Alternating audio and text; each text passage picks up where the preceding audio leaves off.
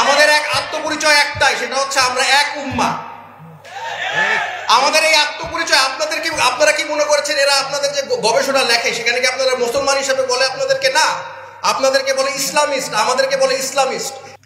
তো এখন আমরা দেখতে পাচ্ছি আমাদের মধ্যে খবর পাই আমরা যে আমাদের এক বোনকে নাকি হিজাব পরার জন্য আরং নাকি চাকরি দেয় না, এরকম একটা নিউজ আমরা পাই। এই নিউজটা পাওয়ার পর এটাকে আমরা খোঁজ খবর নিতে পেরেছি, কেন এটা সত্যতা যাচাই করার চেষ্টা করেছি। আর যদি এটা আসলেই হয়ে থাকে তাহলে কি আমাদের এসি রুমে বসে এটা শোনার উচিত নাকি আমাদের কিছু করা উচিত? আমরা বেশি কথা বলতে জানি, কাজ কম করতে জানি।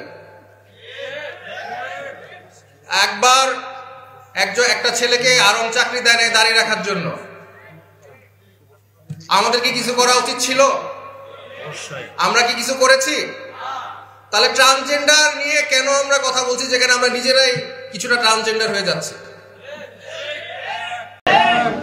আমাদের একটা মুসলমানের উম্মার গায়ে যদি কোনো কিছু হয়, কোনো আঘাত করে, আমাদের কোনো ক্ষতি করে যদি একটা উম্মার একটা মানুষের প্রতি, তাহলে উম্মার প্রত্যেকটা মানুষের কি দায়িত্ব? প্রতিবাদ করা দায়িত্ব। আমরা কিন্তু অনেক ক্ষেত্রে করি না, এইটা একটা সমস্যা।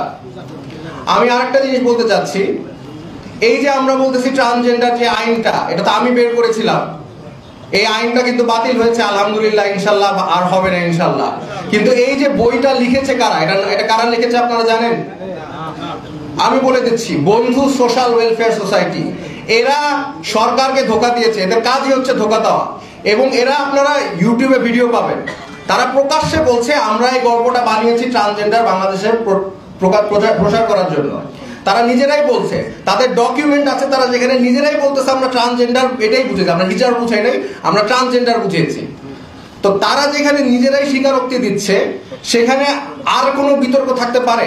যে লেখক সেই যদি বলে আমি এই কারণে লিখছি, সে যদি ভিডিওতে বলে, সে যদি ডকুমেন্ট সাপ্লাই করে, লেখে যে আমাদের মতবাদ কি ছিল। এখন একটা ভয়ঙ্কর সময় চলে আসছে, আমরা সব ধরনের ফিতনা দেশে পার করে ফেলছি। শেষ যেই ফিতনাটা আসছে সেটা হচ্ছে সমকামিতা, কাউমে লুট।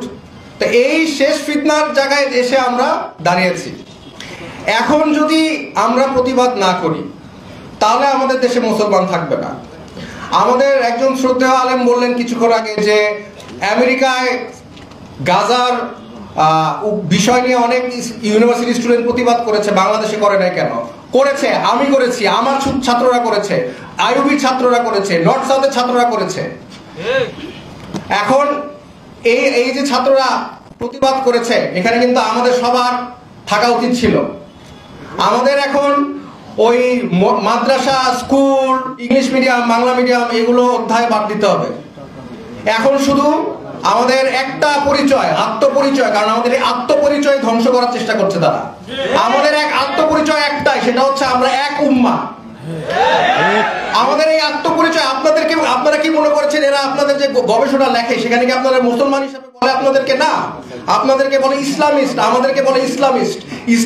ইসলামিজম বলে কি কোনো শরীয়গত ভাবে কোনো ইয়ে আছে? নাই। আমরা ইসলামিস্ট না, আমরা কখনো ইসলামিস্ট হব না। আমাদের এক আইডেন্টিটি, আমাদের আইডেন্টিটি হচ্ছে আমরা উম্মার এক অংশ, আমরা এই উম্মার মুসলমান। আমাদের আইডেন্টিটি হচ্ছে এটাই। এটা বলে আমি আমার বক্তব্য শেষ করছি। মাশাআল্লাহ।